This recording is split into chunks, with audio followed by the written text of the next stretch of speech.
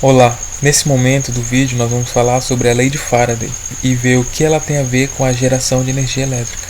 Primeiramente, Faraday foi um grande cientista experimental que em seus experimentos ele percebeu que ao se aproximar ou afastar o ímã de uma espira condutora, uma corrente elétrica é induzida nessa espira. Aqui nessa imagem aparece um ímã que é aproximado de uma espira. Aqui aparecem as linhas de campo magnético do ímã, e ao se variar essa quantidade de linha que passa pela espira, induz uma corrente elétrica. De forma simplificada, nós vamos enunciar a lei de Faraday da seguinte forma: uma força eletromotriz é induzida na corrente quando se varia o número de linhas de campo magnético que atravessam a espira.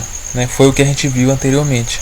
Quando se aproxima ou se afasta o ímã da espira, a quantidade de linhas de campo também muda, e isso cria uma indução de uma corrente elétrica. Se a gente trocar o termo de número de linhas de campo magnético por fluxo magnético, sabemos que o fluxo magnético é dado por integral de um vetor B, produto escalar dA, em que dA é um elemento de área.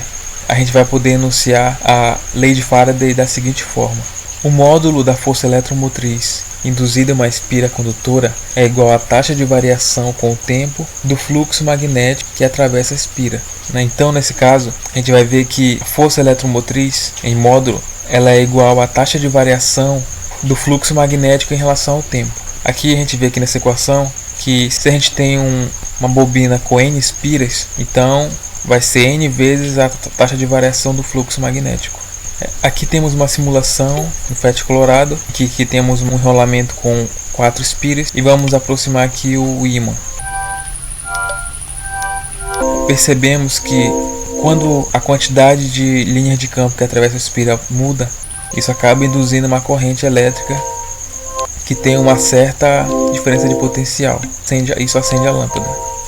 Notamos também que quando o polo sul se aproxima da bobina, a diferença de potencial é positiva, e quando o norte se afasta, fica negativa. Se eu inverter aqui polos do ímã, quando o norte se aproxima, nesse caso a corrente vai ser negativa. Além disso, outra coisa interessante de notar é que quando o enrolamento tem um número de espiras menor, a corrente induzida vai ter uma intensidade menor. Por isso, ao se fazer uma bobina, é sempre bom fazer um enrolamento com bastante espiras, para ter uma maior produção de energia. Além disso, se eu passar o ímã muito devagar, a diferença de potencial criada vai ser baixa, se comparado a passar mais rápido. Porque, como já vimos, a força eletromotriz ela é igual à taxa de variação em relação ao tempo. Então, quanto mais rápido, maior vai ser a força eletromotriz. Notamos que a variação do campo magnético ele induz em uma corrente elétrica. Essa é a lei de Faraday, e isso está diretamente relacionado com a geração de energia, pois é assim que é gerada energia, tanto em hidrelétricas quanto na energia eólica. E o colega vai continuar com a apresentação. Obrigado.